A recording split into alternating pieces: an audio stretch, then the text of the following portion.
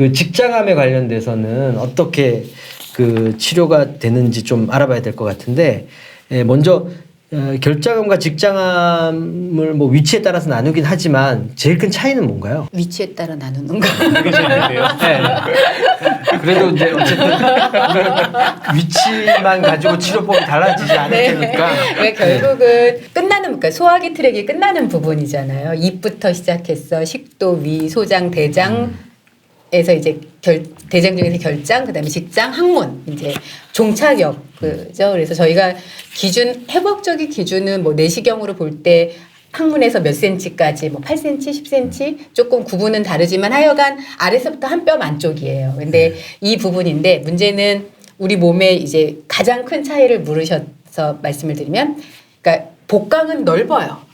근데 이제 우리 물통 있죠. 그 생수 엎어놓는 물통 같은 걸 엎었다고 생각을 하시면 복강은 넓다가 갑자기 이렇게 좁아져서 골반강이 되거든요. 그러니까는 장들이 위에서 막 열심히 막 우글우글 하다가 밑으로 직장으로 오면서 되게 얇은 공간을 해서 항문으로 빠져야 되고, 그 주위에 남성, 여성 할 것 없이 생식기도 있고 주변 벽들도 있고 여러 가지 타이트해요. 굉장히 밀집된 공간이라는 거죠. 그러니까 암이 발생을 하면 붙어요. 옆집끼리 이렇게. 그래서 주변이랑 유착, 그러니까 이렇게 침습 이런 게 많이 연결이 돼 있기 때문에 이거를 수술을 하자고 막바로 들면 다 드러내야 되는 거죠. 그냥 정말 바닥을 파듯이 이렇게 포크레인처럼. 근데 그럴 수는 없으니까, 그러면은 안 되니까 그 부분이기 때문에 이제 수술이 어려울 때는 여기서 이제 항암 방사선이라는 게 먼저 들어가는 경우가 많아요. 그걸 그러니까, 파내면 항문을 없애야 되니까. 그렇죠. 네, 가장 두려워하는 것 중에 하나잖아요. 직장암, 항문이 없어지고 장루, 그래서 주머니로 대변을 해야 돼. 이거 진짜 사실은 어떻게 보면 별거 아닐 수도 있는데 또 어떻게 보면 굉장히 삶의 질을 좌우하는 거니까. 그래서 항문을 보호하고 수술을 용이하게 만들 목적으로 수술 전에 항암 방사선이 좀 치료법에 표준요법으로. 차이가 네. 있다라는 거죠. 그러니까 아까 해부학적으로는 위치에 차이가 있다. 그러니까 복강 내에 있느냐, 배 안에 있느냐, 네. 아니면 골반이라고 좀 좁은 구조물 안쪽에 있느냐는 차이가 있고, 그 다음에 또 싸고 있는 막이 좀 다르죠. 그래서 그렇죠. 대장을 네. 싸고 있는 막이 장막이라 그래서 이게 암이 퍼질 확률이 조금 줄어주는 어떤 막이 있고, 골반강 안쪽에서는 그런 장막이 없고 바로 주위 조직들이 뭐 지방 조직 같은 게 쭉 깔려 있어서 다닥다닥 붙어 있어서 주위로 침범될 확률이 높다고 그쵸. 말씀하셨던 거 네. 있고, 그다음에 거기 좁은 공간 안에 또 장기도 또 여러 개 더 있잖아요. 네. 남자 같으면은 뭐 전립선도 있고 방광도 있고, 그쵸. 네. 여자 같은 경우에는 뭐 자궁도 있고 방광도 있고 뭐 이러니까 주위로 그쪽으로 침범돼서 문제가 될 확률이 좀 더 높다. 좁으니까 수술하기가 조금 더 어렵다. 그렇죠. 광범위 절제하기가 어렵다. 그래서 그런지 국소 재발이 많다. 네. 근처에서 재발이 많다. 그래서 그런지 방사선을 해야 된다. 네. 그러니까 국소 치료가 더 들어가야 한다. 방사선 네. 치료를 안 하면 국소 재발이 더 많으니까 많다.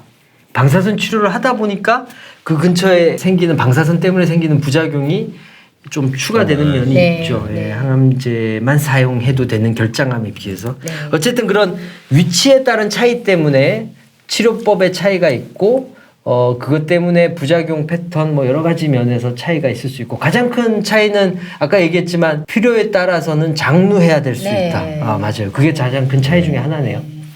오케이. 장루에 대해서 조금 이따 얘기할 거니까. 어쨌든 위치에 따라서 배 안에 있는 거는 비교적 수술하고 항암 치료만 하면 되는데, 골반 안쪽에서는 조금 치료법이 복잡하게 전개될 수도 있다. 직장암은. 그 정도 차이를 두고 그러면 이거에 대해서 얘기를 하면 될 것 같아요. 그래서 어쨌든 직장암에 그러면 치료는 아까 위치에 따라서 이런 차이가 있다 그랬는데, 그럼 어떻게 치료하나요? 치료법도 사실은 좀 다릅니다. 결장암하고 좀 다른 게 방사선 치료하고 항암 치료를 먼저 하는 경우가 있거든요. 네.